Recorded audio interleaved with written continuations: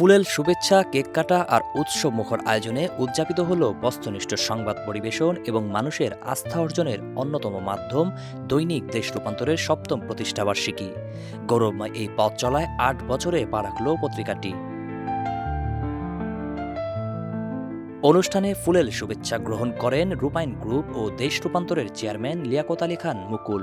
সঙ্গে ছিলেন রূপায়ণ গ্রুপের কো চেয়ারম্যান ও দেশ রূপান্তরের প্রকাশক মাহির আলী খান রাতুল। তাদের সঙ্গে আরও উপস্থিত ছিলেন দেশ রূপান্তরের সম্পাদক মুস্তাফিজ শফি।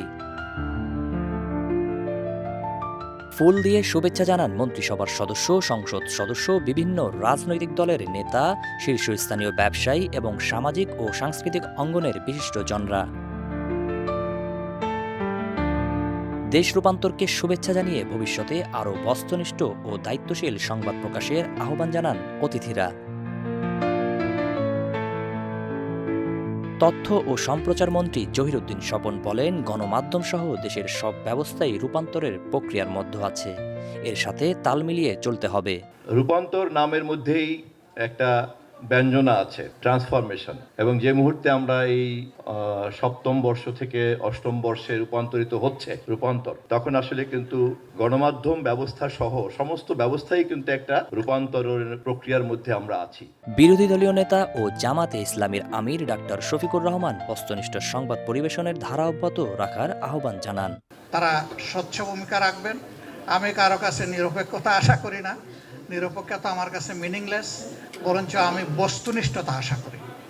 যা বাস্তব তাই যেন তারা তুলে ধরেন, মানুষের সুখ দুঃখ ব্যথা বেদনা ভালো মন্দ যা আছে সব কিছু, সাদাকে সাদা কালোকে কালো।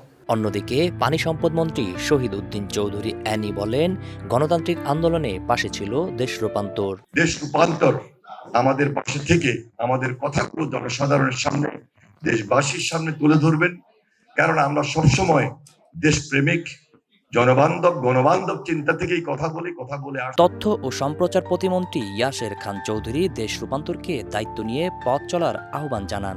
আমি আশা করি বাংলাদেশের গণতন্ত্র সমুন্নত রাখার জন্য দেশ রূপান্তর অগ্রণী ভূমিকা পালন করবে। সাবেক উপদেষ্টা ও জাতীয় নাগরিক পার্টি এনসিপির মুখপাত্র আসিফ মাহমুদ সজীব ভুঁইয়া দেশ রূপান্তরকে শুভেচ্ছা জানিয়ে বক্তব্য রাখেন। আপনাদের এই পথ চলায় আমরা দেশ রূপান্তরের পাশে থাকব এবং আপনাদের থেকেও আমরা বাংলাদেশের জনগণের কণ্ঠ হয়ে উঠবেন, সত্য প্রকাশে সবসময় সাহসী ভূমিকা অব্যাহত রাখবেন, এই প্রত্যাশা রাখবো। অতিথিদের প্রতি কৃতজ্ঞতা জানিয়ে দেশ রূপান্তরকে এগিয়ে নেওয়ার প্রত্যয় জানান দেশ রূপান্তরের প্রকাশক মাহির আলী খান রাতুল।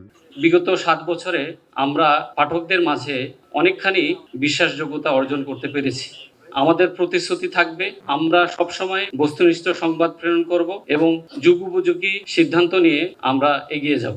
আমন্ত্রিত সবাইকে শুভেচ্ছা জানিয়ে দেশ রূপান্তরের সম্পাদক মুস্তাফিজ শফি বলেন, দেশ ও মানুষের পক্ষে কাজ করবে দেশ রূপান্তর।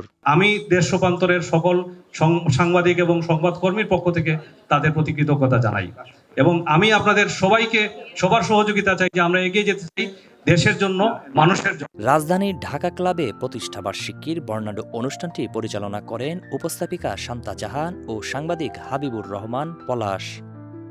জহির রায়হান, দেশ রূপান্তর।